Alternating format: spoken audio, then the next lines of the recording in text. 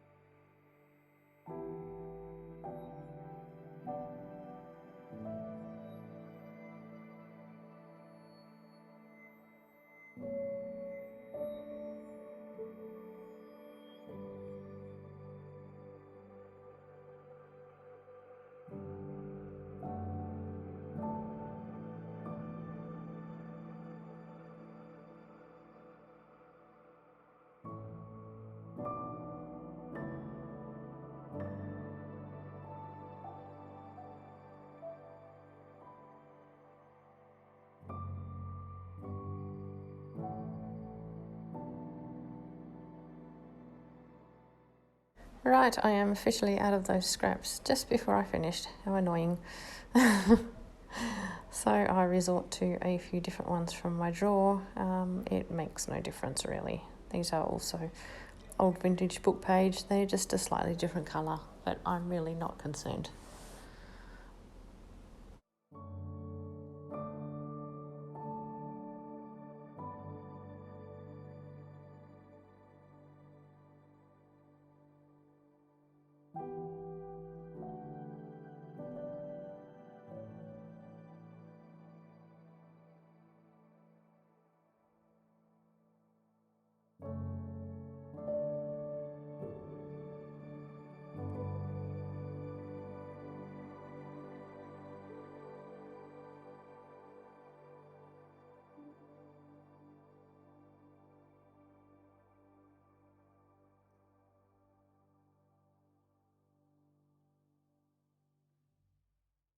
Right, there we have it, all completely done. Now it's just a case of letting it dry overnight to make sure it is properly dry before we move on to the next step.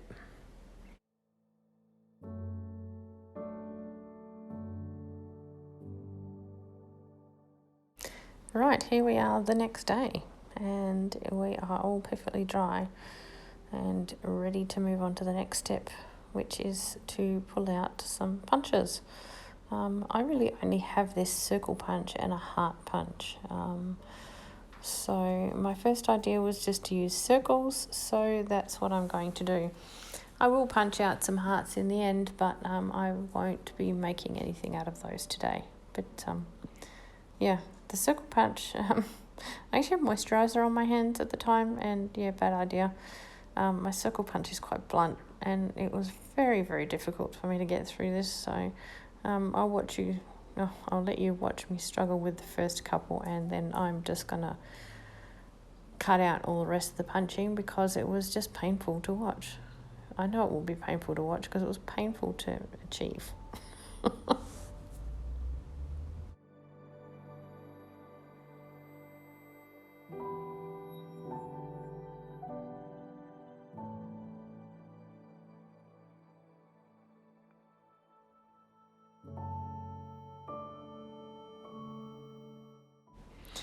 Okay, once I've finished punching a row, I will cut it off because I want to punch some more and can't reach that far in. So yes, I cut these off. Don't worry, I won't be throwing that away. I don't know what I'll do with it, but it will come in handy at some stage for something.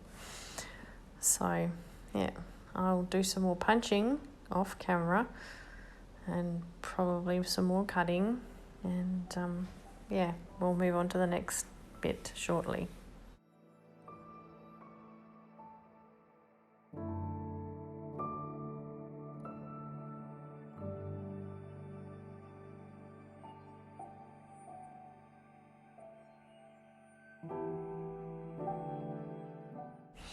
All right, okay, that's a few punched out. I'll do some more later, but for now that will do us. I am going to get my ink pad, stamp block, stamps, all that kind of thing, and we are going to decorate these little circles up a little bit. This is permanent ink. It takes a little while to dry, this one, but yeah, I'm thinking a botanical on one side and maybe a number on the other. We'll see how we go.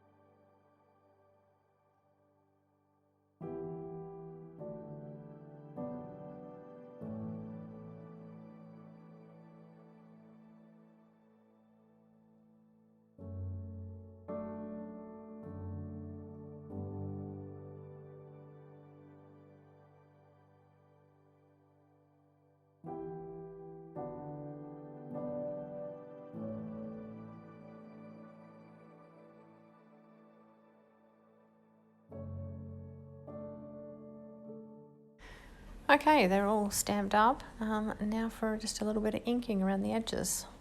You could definitely do more to these. You could ink them in different colours, you could stamp in different colours, you could stamp across the whole thing rather than just containing it into the circle, like use a ticket stamp or something that sort of overlap the edges. Yeah, you're limited, I guess, by your imagination. So this is what I decided to do today, and yeah, now I'm just going to ink around them all.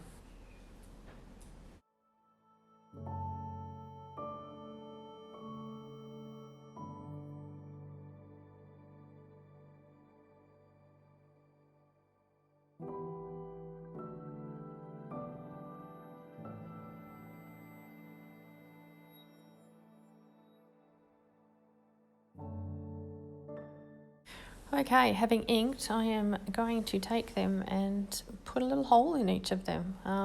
Some of them I will put 2 holes in, opposite each other on either side, but others I will just put 1 hole in at the top, wherever I decide the top is. So yeah, I'm just going to go along and poke a little hole in each one, and then we'll move on to the next step.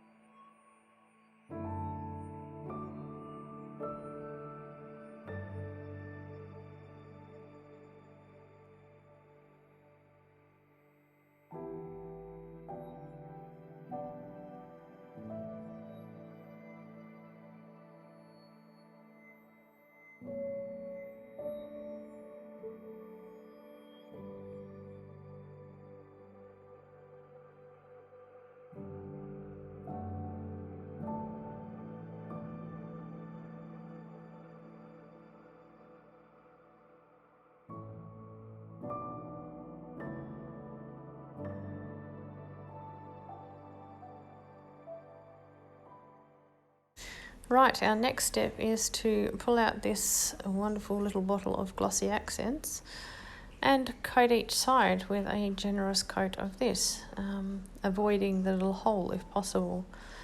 If it does go into the little hole, just use a pin and poke through and sort of twirl it around a bit and open the hole up again. In the end of the day, if it does block the hole, once it dries, you should be able to stick a pin through it anyway. But to avoid that, just sort of go around the hole first and then cover the rest of the surface with your glossy accents.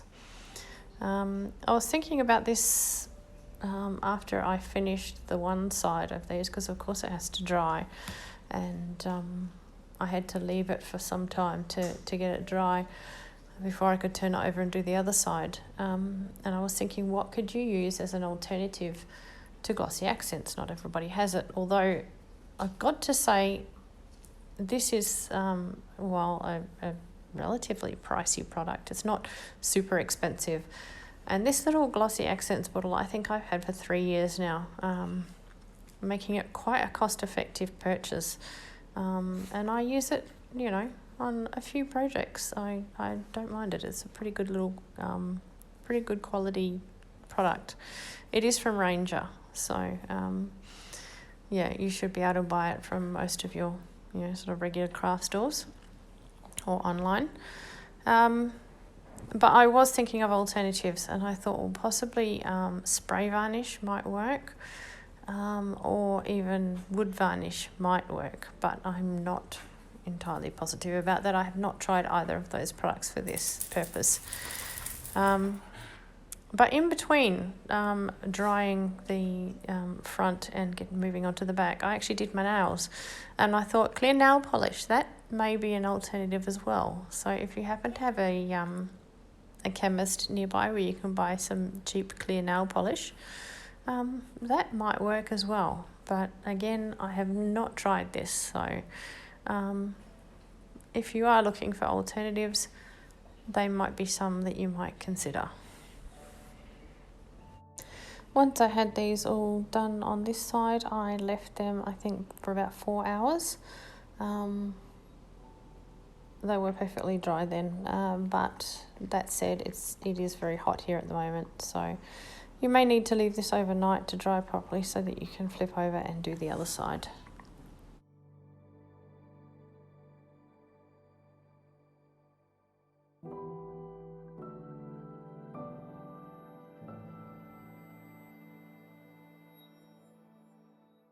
Okay, a new day, a new nail colour. They're all dry on both sides, and we are going to begin to assemble these into little charms. Now, you can see here I did punch out some hearts in the end of the day. Didn't glossy accent any of those, but they're there. And you can see the difference in colour. The glossy accents definitely brings out that sort of vintage look of the book page. There's no reason you really have to coat them with the glossy accents. I just wanted to do that. You could just leave them raw.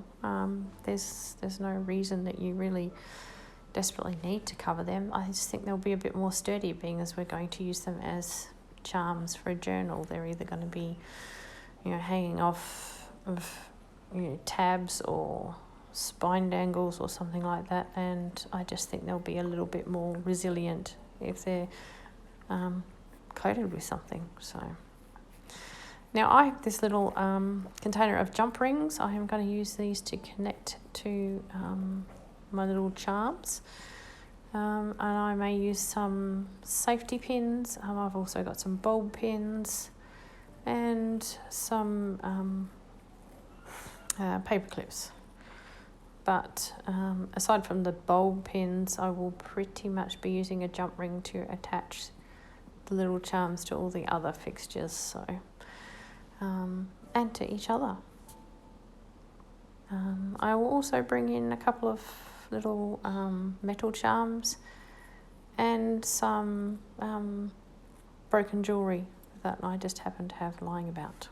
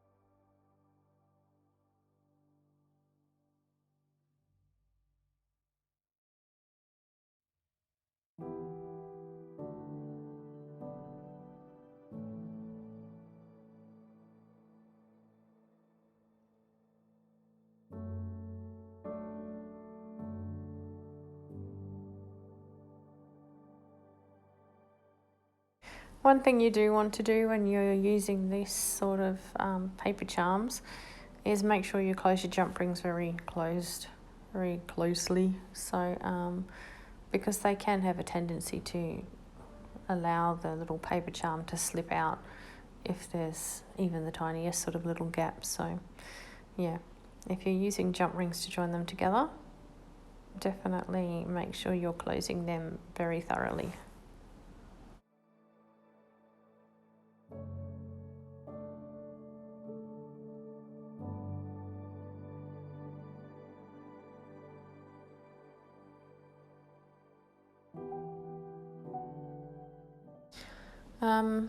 If you don't have jump rings or a little container of jump rings like this, then you can certainly harvest them from broken jewellery, chain, that sort of thing. I do have quite a few laying around because I have quite a collection of broken jewellery, but yeah, I'm fortunate enough to have these little jump rings all pre-made and graded, so yeah, I'm just using those.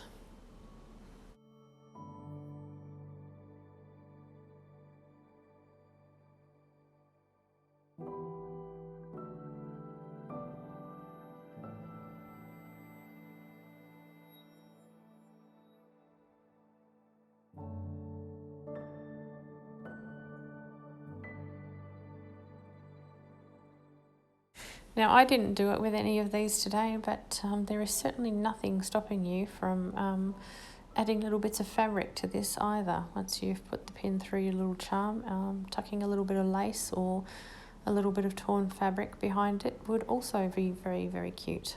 So yeah, there's lots and lots of things you could do with these. Again, limited only by your imagination, I guess.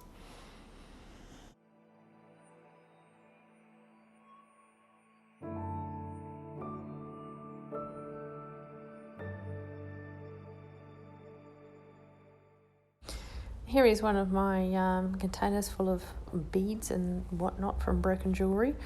I'm just going to scrabble through and see if I can't find some little dangly beads that we can use. Of course, I could sort of fiddle around and make little dangles to add, but if I can find a couple that already have a bit of wire through them, then all the better.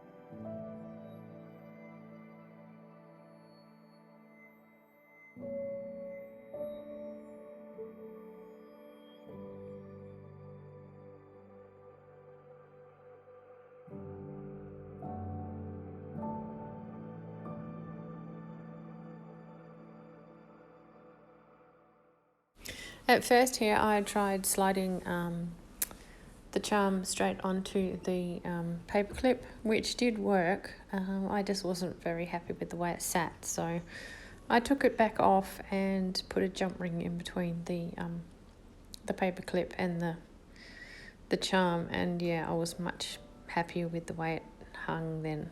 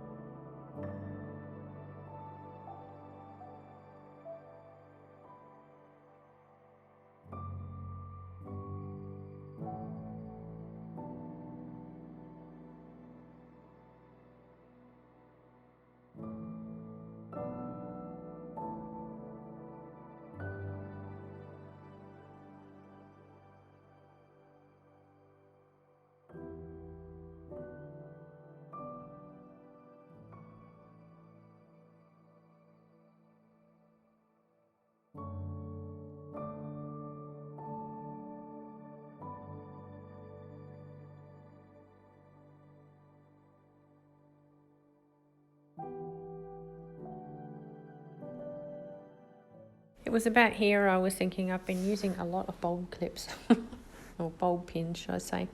What if you don't have a bulb pin? What if you have just normal safety pins? Well, there's a ring at the bottom of a safety pin. As long as you've got a jump ring, you can attach anything to that you want. So, yeah, I did that as well.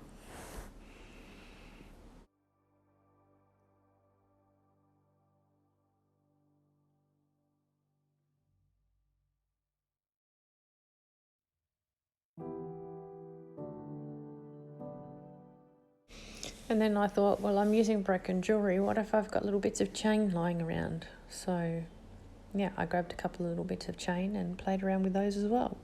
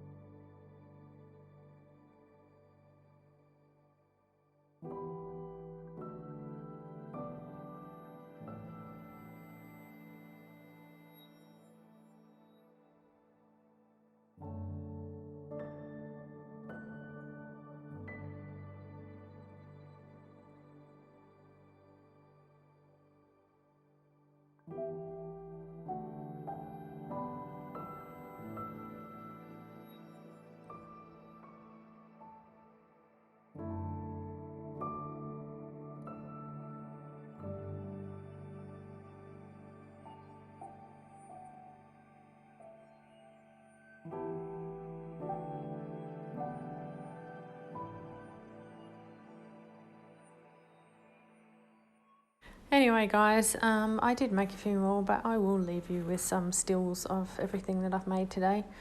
I'm just going to hang these off of a journal so that you can see what they would look like, just dangling off the sides of a journal. And yeah, I hope you enjoyed them. I hope you like the idea. And if you've got everything you need, I hope you give them a go. Or if you come up with some other ideas, yeah, share. I'd love to see what you do with it. All right, guys, thanks so much for being here. Yeah, I appreciate your company as always, and I'll see you again next time. Bye.